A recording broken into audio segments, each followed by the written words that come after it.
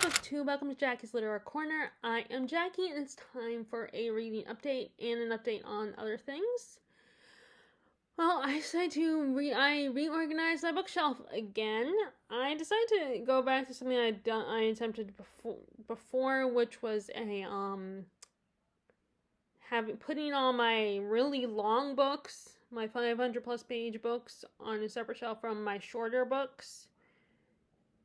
Because again, I'm still trying to make sure I read my longer books as well as my shorter books. I always put those off because, they're going to take more time for me to read, so I should read shorter books in between. And, and then also I can't decide what I want to read because I'll pick one of my long books, but then I'll be like, I want to read that one too, and that one, and I can't pick which one I want to read. Because of course it's gonna take more time for me to read them. So, I've started I did my third attempt at a restart of the book, The Recognitions by William Gaddis. And I haven't picked it up in a week. I think it's been a week.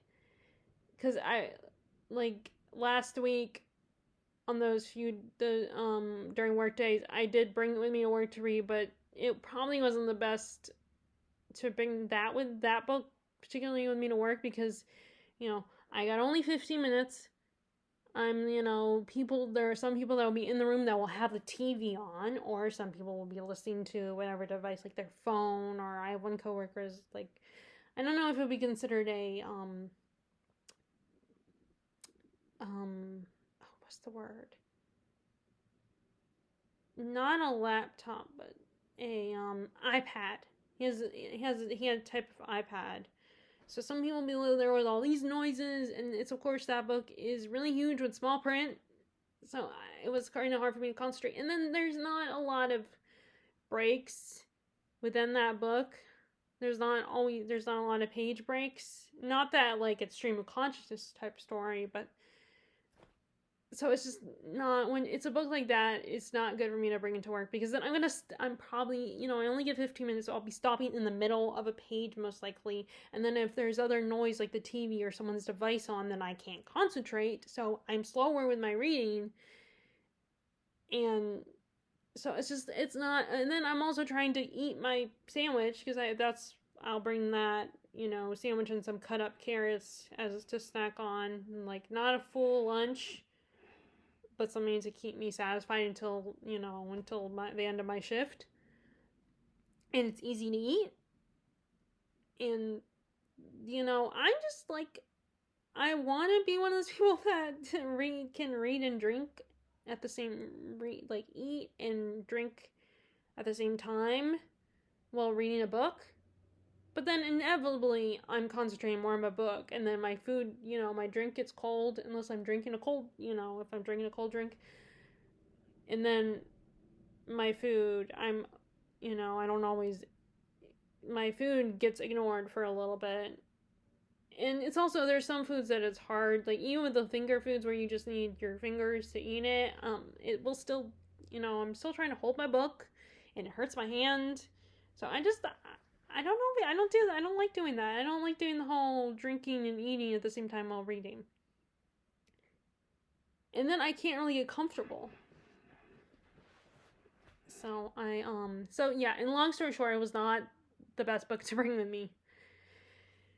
I was able to select, cull my bookshelves a little bit and select some books. I mean, there are still some books I'm thinking about that I'm debating if I want to get rid of them. There's, The Books of Jacob by Olga. I need to hear how her last name is pronounced. I don't know how to pronounce her last name. And that one I'm not sure about that. But then I try to ask myself, am I really going to read it? I mean, it's been sitting on my shelf for a long time. Am I really going to pick it up? But part of that could also be because I'm intimidated by these longer books and I'm putting them off. I've been putting off The Divine Comedy by Dante and Paradise Lost by Milton for so many years, because they're just, at the end of the day, they're poems. It's still a really long poem. So it's just, and I'm still learning how to comprehend poetry. I'm still struggling with that. And just, you saw in my book hauls that I bought this book, which is Medieval and Renaissance Poets. And it is, and it's hard to understand the language because, yes, it's technically in English, but it's a different kind of English, the kind of English we use today. So it's still very hard. I mean, some of the words I can figure out. And the good news is that it seems like each poem has a translation of some of the phrases and words. So what I am doing is writing it out in a notebook.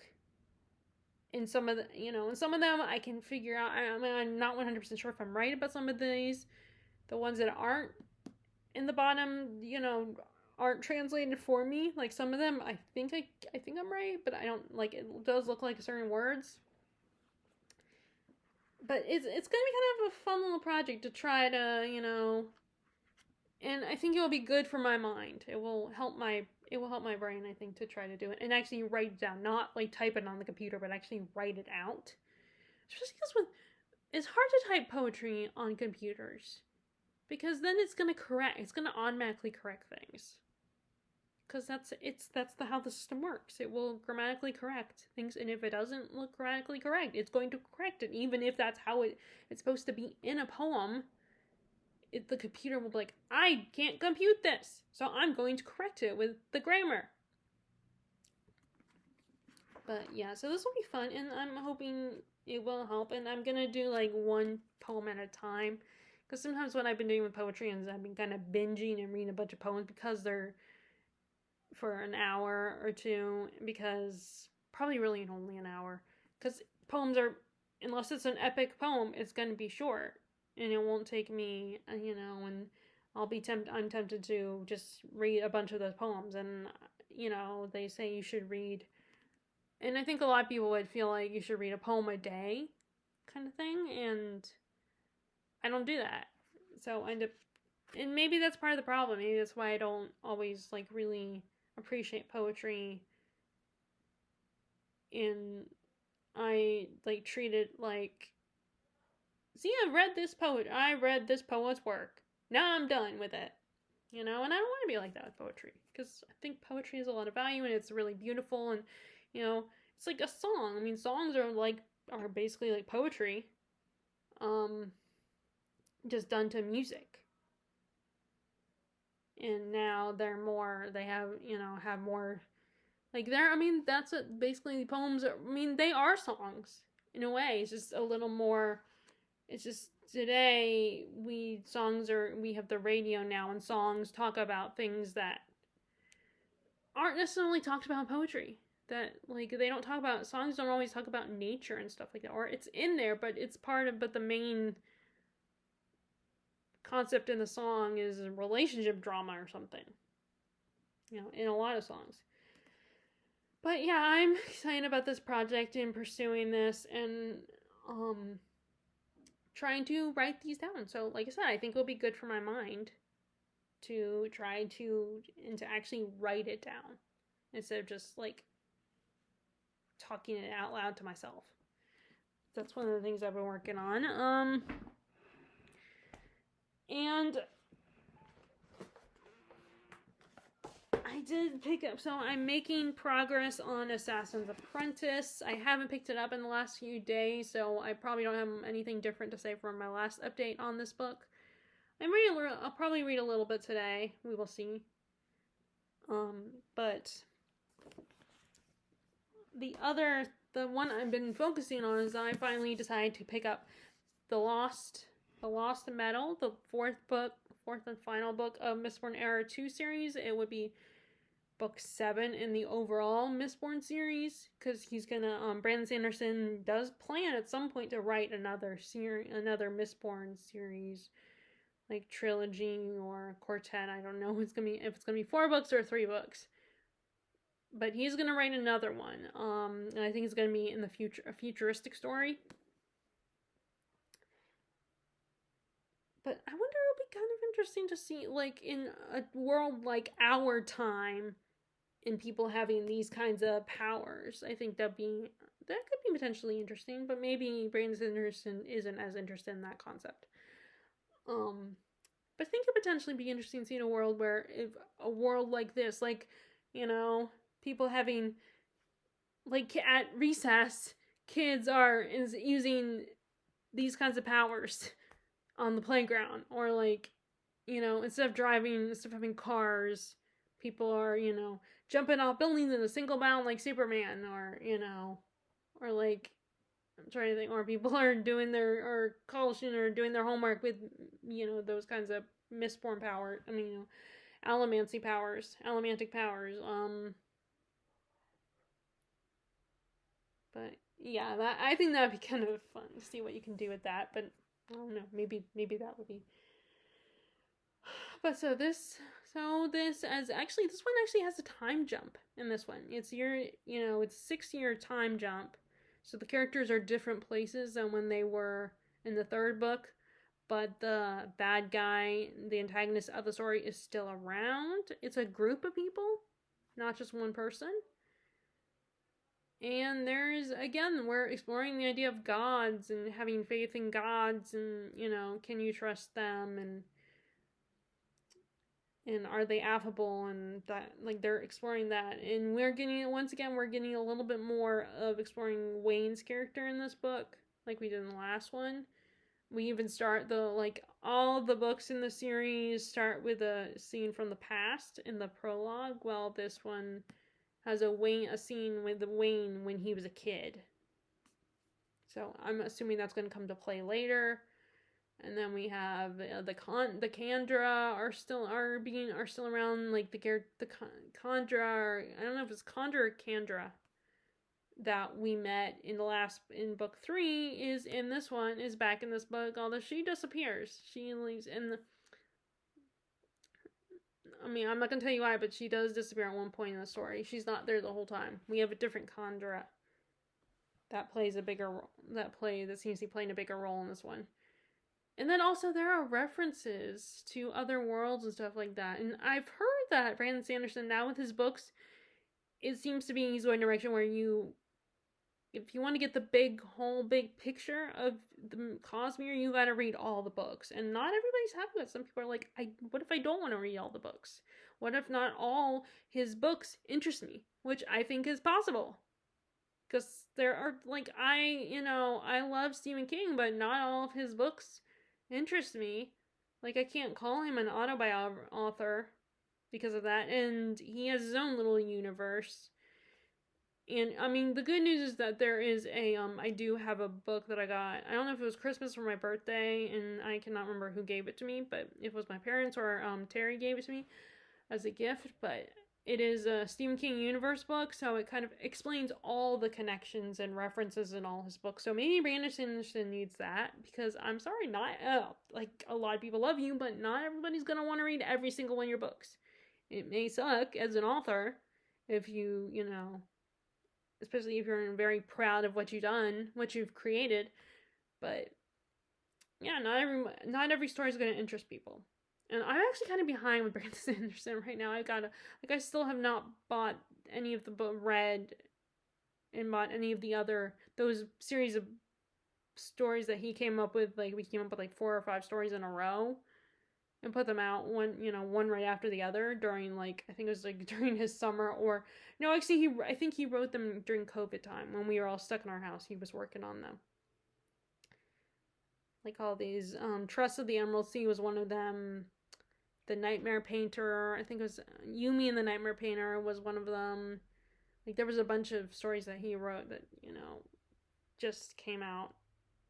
And I just remembered there was a book I want to show you guys that I just recently purchased, and I forgot to grab it, so I might have to get up for a second and get it. I know it's unprofessional, but people forget things, and I don't know how to edit, so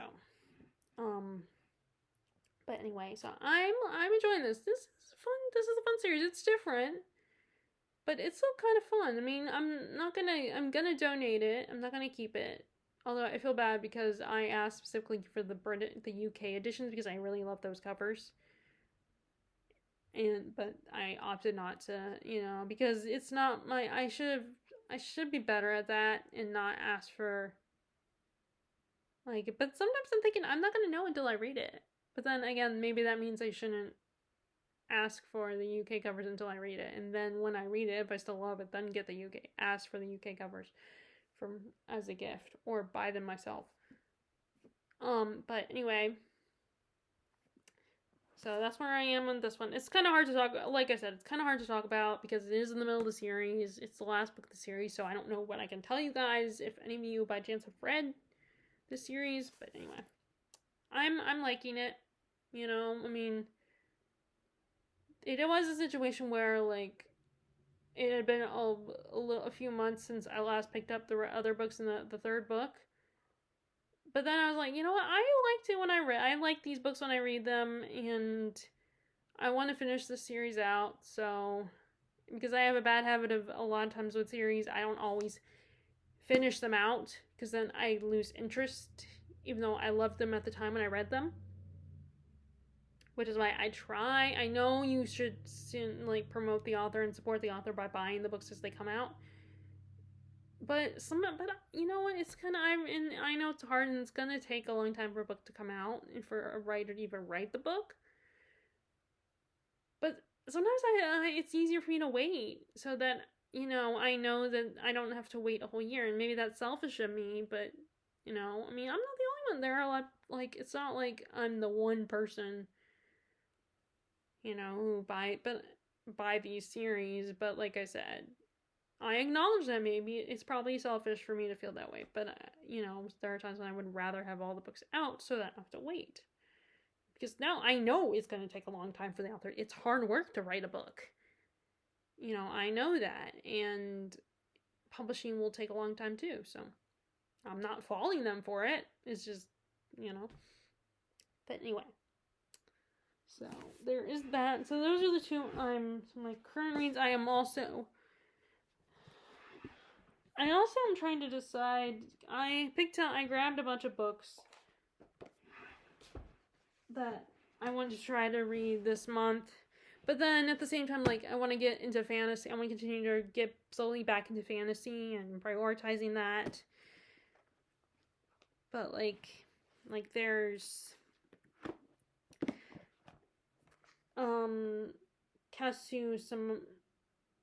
Kusamakura by Natsumi Soseki. This is one of, have to refresh my memory what the back says. Young artist narrator on a walking tour. Okay, so a young artist is on a walking tour in the mountains, and then he comes across this woman, Naomi, who is the daughter of the person who owns the establishment. She's really beautiful, so she becomes his muse, I guess. I'm assuming, and he becomes obsessively in love with her. I'm guessing. But I thought this was great for a great spring read, and it's also not super long. So I mean, I know that shouldn't be the main priority, but you know, I'm sorry, but it feels sometimes I feel, you know, excited when like I feel pleased when I finish something, when I, you know, finish my first book of the month, and I'm not finishing Assassin's Apprentice or The Lost Metal for a while, so. And it just feels good, you know? And it's a good motivator to get me started, to start reading these. And then there's also, I think I bought this, I don't know if it was earlier this year or at the end of last year. I think it was earlier this year. This is This Earth of Mankind. It is a translated work. And the original author is, I think, Pramodia Anata Toor. I don't know if I'm saying that right. Forgive me, I don't know how to pronounce this author's name. And it's a book that kind of focuses on colonization. And it's from in the 19th century. Java is what the place is called. Javanese. I don't know if that's, because when I looked at it, I was thinking Japan, so I don't know if it's Japan or not. But yeah, it sounded really, and I remember it is a series. I think there's like 4 books, and it sounded really intriguing. Especially, and it would be kind of interesting to read, really enlightening to read more books of colonization, the struggles of the horrors of that. Not just, the British coming here and colonizing America, but there's other places that have been colonized. Like I said, the Philippines itself was colonized by Spain, and I do want to read more about colonization and the horrors of it, and reading more books about, and I think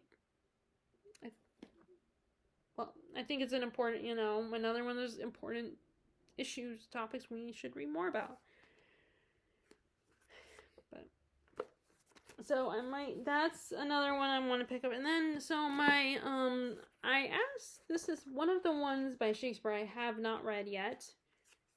And I asked my nephew because he is studying Shakespeare, and he's participating in his school's done the plays, and he's had parts in them, which I am so proud of him. And I think it's so cool that his school was doing Shakespeare plays, because he's only 11, so this is, I think, elementary school kids are doing Shakespeare. Like, I didn't start reading Shakespeare until middle school, I think.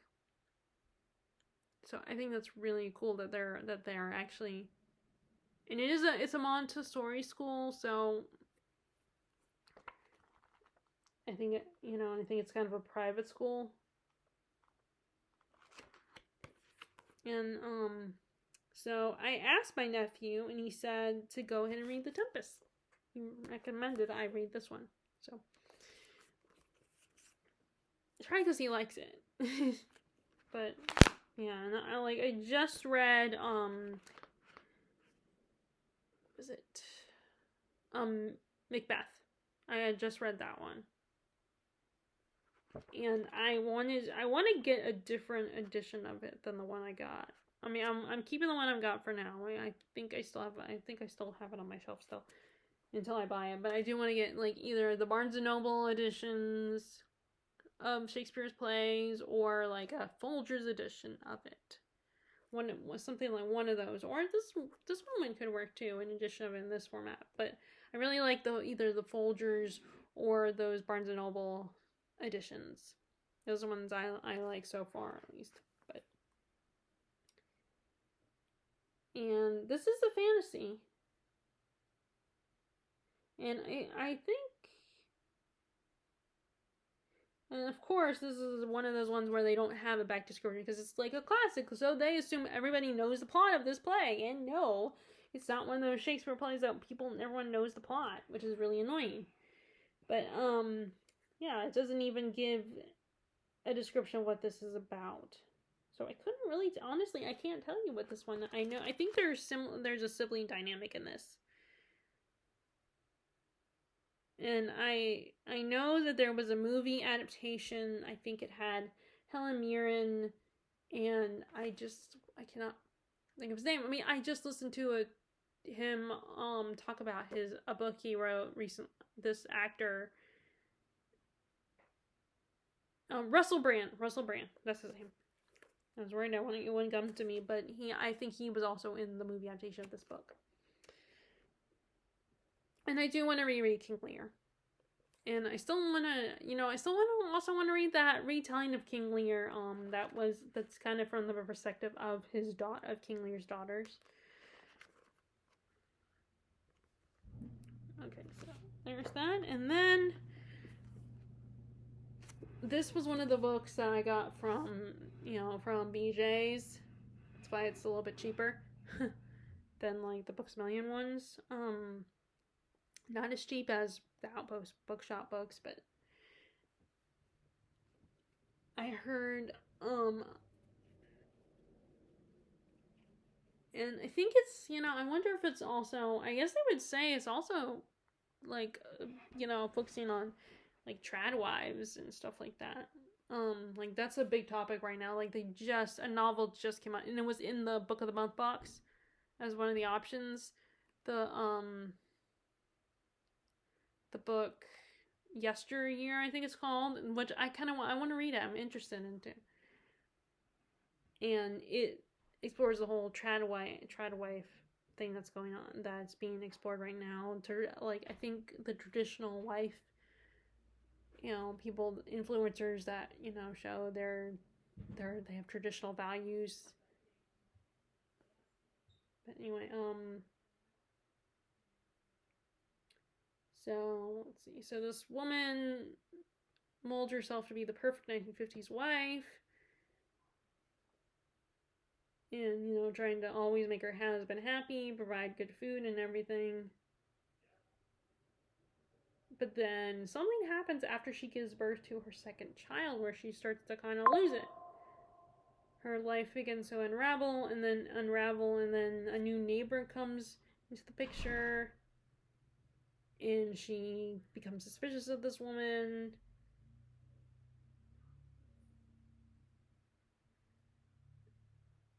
And I guess this woman, Bitsy's her name, this other woman that shows up, I guess she starts showing, like, through her, Lulu, our main character, starts seeing the cracks in her demeanor.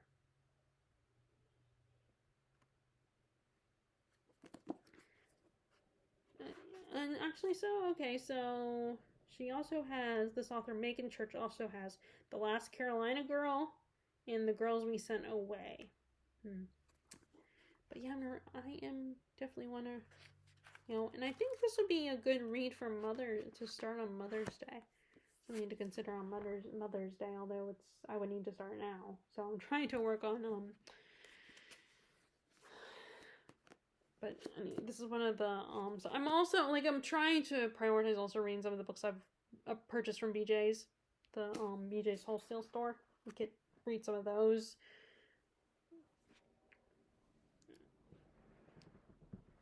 Okay, so I guess that's all I really got to talk about. That's all how my reading is going right now.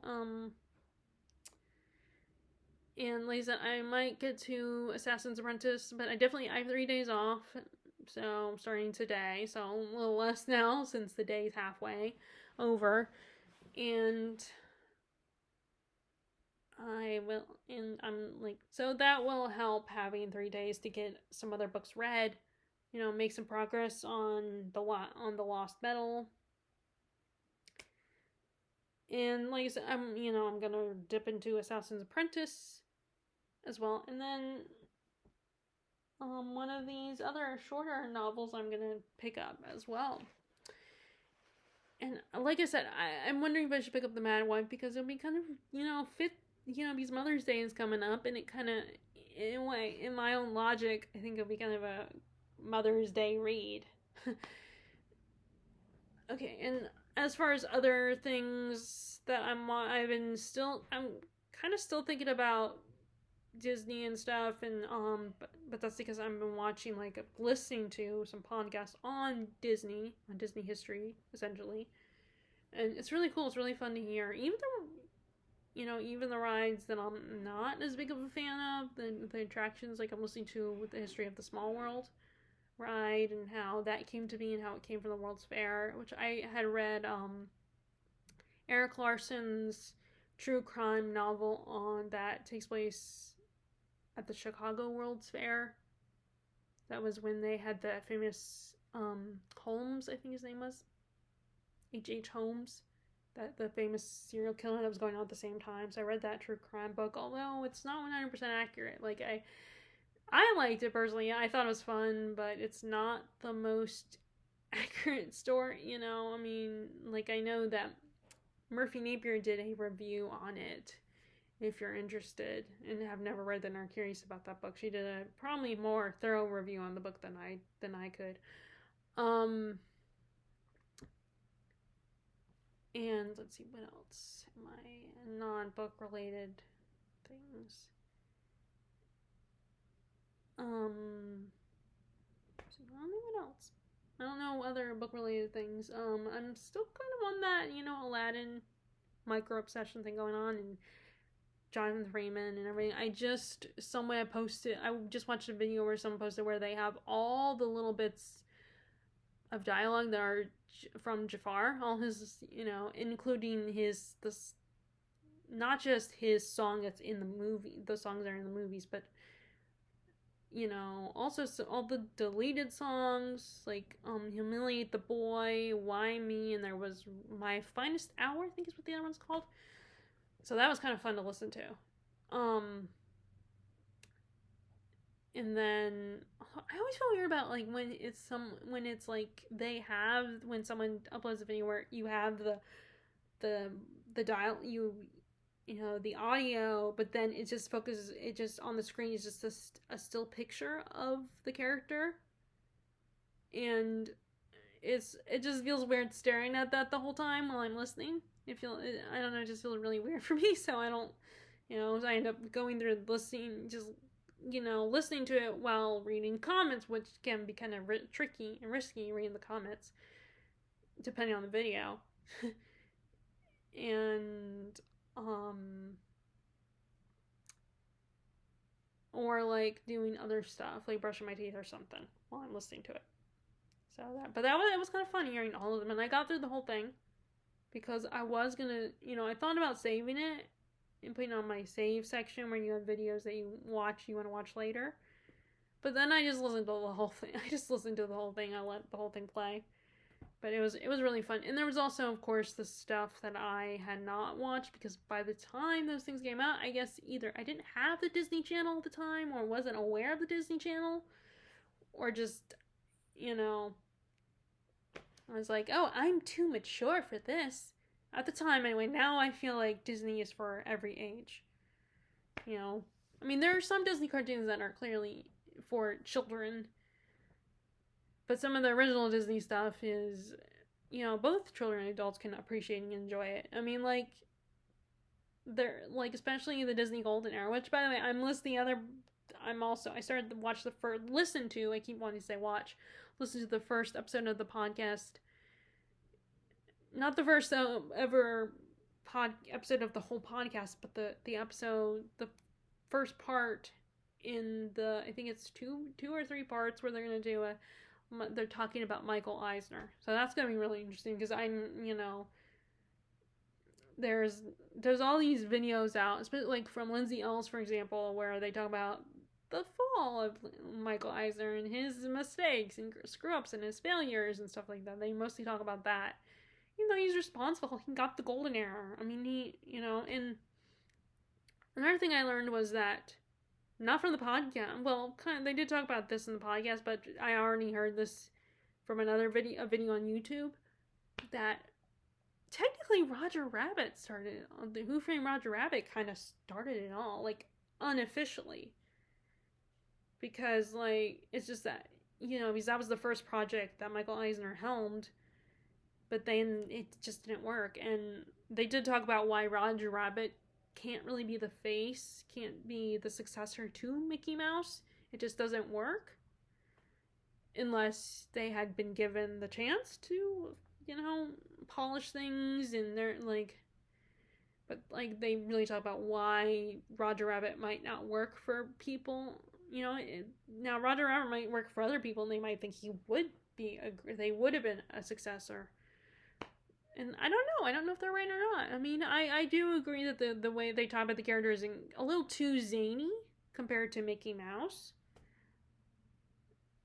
And, he's a softer, optimistic character, and, like, so they talk about that might be why it wouldn't work, why it wouldn't have worked with Roger Rabbit being a successor to Disney, to Mickey Mouse.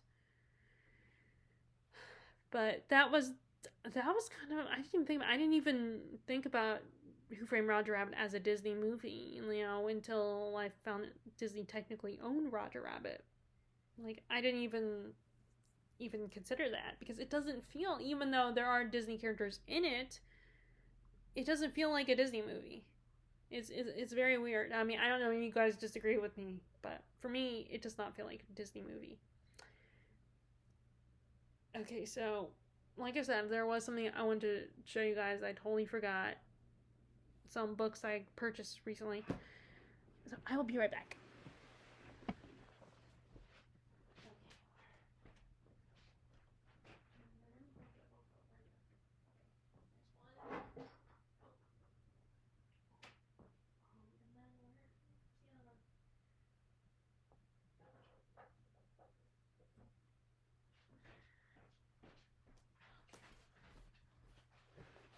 Sorry about that, you guys. And I do have a thrift book already because I got a free book, and actually, apparently, I got another free book, but I'm gonna wait until July because that's when the reward expires before I get something. Because I know as soon as I mentioned to my mom, oh, by the way, I got another free book, so I'm gonna go place an order. She's like, again?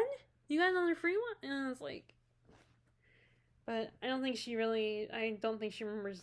I've had to explain to her that's how thrift books work. You keep ordering books, and you're gonna rack up points, and when you rack up points, you get a free book, if the right amount of points. So, but yeah. So I got some, but I recently purchased some books. This I purchased at the end of April, and and I was counting it as an April purchase.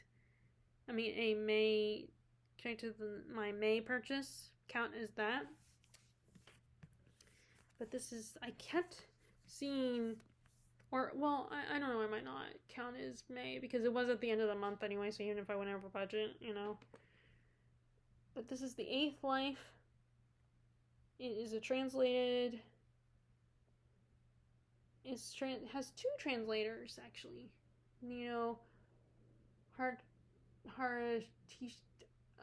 Sorry, I do not know how to pronounce this. And I think it's in Russian. I think it's originally Russian. So I'm gonna just read this description of this inside flap. At the start of the 20th century, on the edge of the Russian Empire, a family prospers. It owes its success to a delicious chocolate recipe passed down from generation to generation with great care and caution, a caution that is justified. Is a recipe for ecstasy that carries a very bitter aftertaste. Sasha learns that the recipe from her Georgian father and takes it north, following her new husband to St. Petersburg, the center of the Russian Revolution. Sasha's love of stories is the only first in the symphony of grand, but all too often doomed romances that swirl from sweet to sour in this epic tale of the Red Century, moving across years and vast expanses of longing and loss. Each succeeding generation hears echoes and sees reflections of their past. A grand sweeping epic, The Eighth Life of Brilka is one of those glorious classics that readers can embrace and learn from and be lost, found, and make indebtable new friends. So I wonder if it's basically and I'm wondering if it's kind of inspired by both Russia's most famous novels, by Tolstoy, which are War and Peace, and when they say love story, love, romance, or love and everything in the description, I'm thinking also of Anna Karenina. But yeah, at the moment I'm very excited to read this. But it is a chunker of a book. And then the last one I wanted to show you guys was finally at it. So when I looked for this book at the country bookshop the other day, but they had the rest of the series. They fortunately did not have the first book, but they had the rest of the series, which was really annoying because it's like, I don't have the first one. I want to read the first one, but then this is Empire of Silence, the first book in the Sun Eater, and it is by Christopher Rocchio, and it is by the looks of a sci-fi story. So again, I'm trying to give sci-fi another shot. But I've heard from Mike's book reviews that it's really good, and he actually met Christopher Rocchio and hosted a panel that he was doing, which I thought that was really cool. You made it in the world of YouTube if you're meeting authors and hosting panels. I should say BookTube, not YouTube in general, but in BookTube, you made it if you meet authors, even if they're not in and I also appreciate that Christopher Rocchio named the first book The Empire of Silence instead of just naming it The Sun Eater. Because, granted, it's probably hard to come up with the title. I get that. I'm not trying to, but in my opinion, why are you going to... I think it's a cop-out to name your first book out of the main series. I get with a TV show maybe because, like I said, I always say that I get with Game of Thrones, that title is more catchy, it rolls off the tongue, it sounds more dramatic and interesting. Just say, hey, Game of Thrones, as when you're talking about the show, rather than A Song of Ice and Fire. Like, that can work as a title for a book series, but not for a, but for a TV show, you need something more dramatic, I think. And that's why sometimes they do a lot of changes with it. They might change some things with a TV show for drama purposes, because they need to make it more dramatic and they need to drag it out a little bit. So, but yeah, I am excited to read this. And so, Demon in White is the next book, I think. Or is it Halloween in the Dark? Oh, Halloween in the Halloween. I cannot say the word, in the dark. That's the book 2, I think. So I will, we might be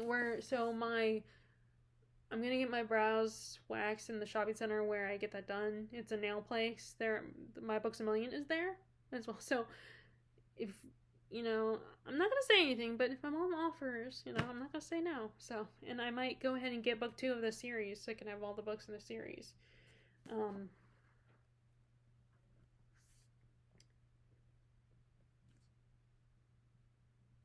But yeah, I'm excited. I'm excited to read this. But like I said, I have all these other books I haven't read, and then there are books I want to reread. It's so hard for me to find a balance of what to prioritize when it comes to my reading, because it's like I do need to get some of the books. Part of the reason why I have so many books unread is because I've bought them, and then I'm decide, oh, but I have all these books that that I bought a long time ago that I need to pick up as well. I need to read those, and I don't want to, I gotta. And then sometimes I end up giving those books away because I lose interest, and it's kind of like one of those cycles, it just keeps going, and it's hard to find a balance and priorities and figuring out what it's very slow too. But like I said, it still has that new book smell. I love that smell when a freshly bought book, and that smell of the fresh paper when you flip through and everything. It's so good. But anyway, so sorry I forgot to grab these books because wanting to show you guys, and hopefully I will have a reason to do an update for you guys. I mean, I could say something, but I want to have a little more than just have a good chunk to talk about when I make these update videos. So hopefully I will have a good chunk to talk about when I get my thrift books ordered, so I can show you those as well.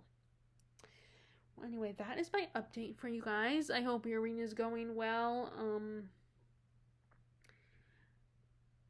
Would love to know what you are currently reading. Are you familiar with, the Sun Eater series, or or any of the other ones that I mentioned on here?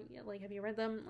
I know that the Farseer trilogy and Mistborn Era 2 is a little bit older and has been around for a while, but I'm kind of behind with Brandon Sanderson, and then Farseer is a reread, so.